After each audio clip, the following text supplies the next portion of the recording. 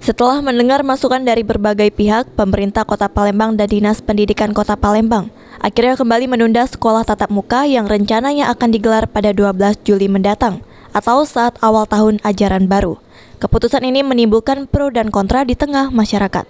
Kepala Dinas Pendidikan Kota Palembang, Ahmad Zulinto, mengatakan sekolah sebenarnya telah mempersiapkan berbagai sarana dan prasarana untuk persiapan tatap muka, seperti protokol kesehatan, tepat mencuci tangan, termasuk persetujuan dari orang tua siswa.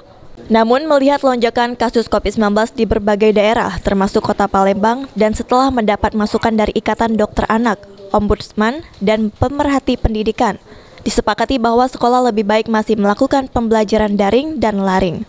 Zulinto menjelaskan vaksinasi guru di Kota Palembang saat ini sudah mencapai 80%. Namun untuk vaksinasi siswa baru dimulai. Setelah vaksinasi siswa juga mencapai 80%, menurutnya sekolah tatap muka baru bisa dimulai. Minta masukan-masukan dari semua pihak, Dinas Kesehatan, Ikatan Dokter.